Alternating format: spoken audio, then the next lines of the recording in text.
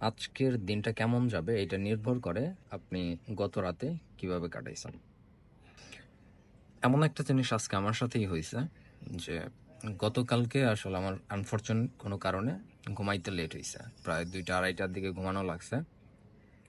তো সেটার কারণে আমার তাড়াতাড়ি আসলে ঘুম ভাঙে নাই। সচরাচর এই কয়েকদিন যাবৎ আমি হচ্ছে ৬টা-৭টার দিকে উঠে যাই। তো আজকে ওইদিকে দেরি করে ঘুমানোর কারণে এদিকে হচ্ছে তাড়াতাড়ি উঠতে পারি নাই। উঠতে ১০:৩০ বেজে গেছে। তো এরপর হচ্ছে খাওয়া-দাওয়া ঠিকভাবে হয় নাই। সকালে যেহেতু ১০টার পর আর খাবার থাকে না হোস্টেলে। না খাওয়ার কারণে আনফরচুনেট হচ্ছে আমি কিছুক্ষণ কাজ করছি, পিসিতে বসছি। এরপর হচ্ছে মানে খারাপ লাগা শুরু হইছে যেহেতু খাবার খাইনি। অ্যান্ড এদিকে ঘুমও আসলে ঠিকভাবে রিকভার হয় নাই। তো যার কারণে সারাদিন হচ্ছে হ্যাম্পার গেছে। বাট সকালের যেই কাজকর্ম টুকিটাকি থাকে ওইগুলা করছি।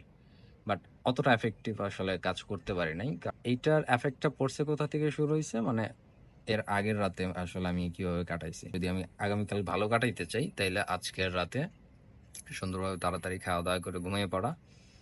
এরপর সকালবেলা তাড়াতাড়ি ওঠা, প্ল্যান করে কাজকর্ম শুরু করা। যেমন আসলে আজকে কাজকর্ম করতে পারি নাই। জাস্ট কনসিস্টেন্সি বজায় রাখার জন্য এই ভিডিওটা করা। আর ৯টার দিকে একটা মিটিং আছে, ওইটা করব। আর কিছু অ্যাসাইনমেন্ট আছে, এগুলা কমপ্লিট করব।